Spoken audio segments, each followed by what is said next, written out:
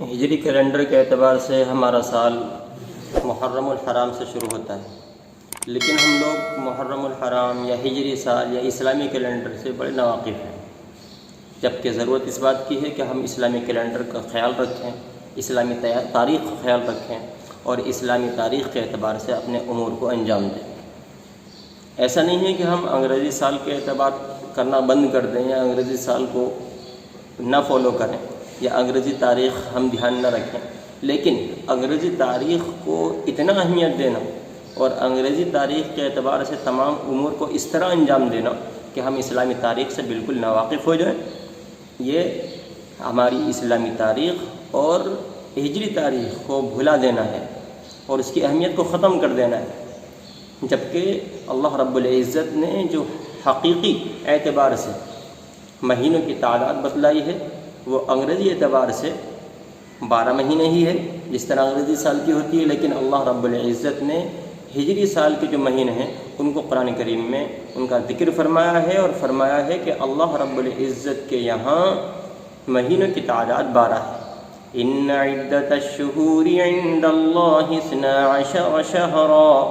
کہ اللہ رب العزت کے نزدیک مہینوں کی تعداد 12 ہے۔ فی کتاب اللہ رب العزت کی کتاب میں اس کے حکم کے اندر منہا 4 حرم، اور انہی مہینوں کے اندر چند مہینے یعنی 4 مہینے ایسے ہیں جو حرمت والے ہیں، انہی میں محرم کا مہینہ بھی،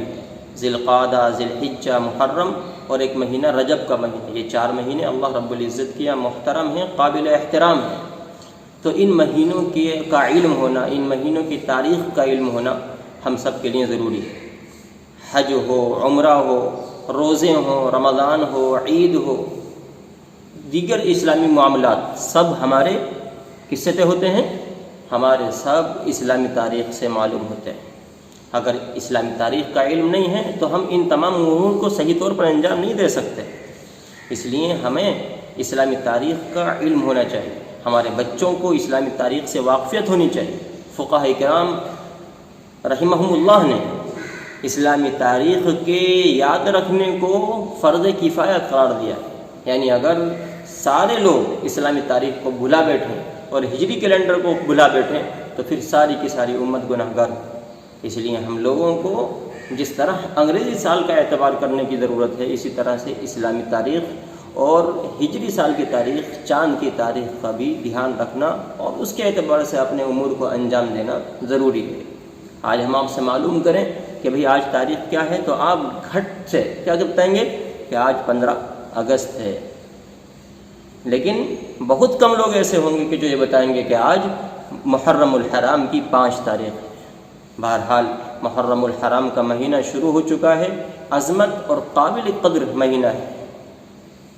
تو محرم الحرام کے مہینے سے ہمارا اسلامی سال شروع ہوتا ہے، ذی الحجہ کے مہینے پر ہمارا اسلامی سال ختم ہوتا ہے۔ محرم الحرام کے مہینے سے اسلامی سال جب شروع ہو گیا ہے تو یہ اسلامی سال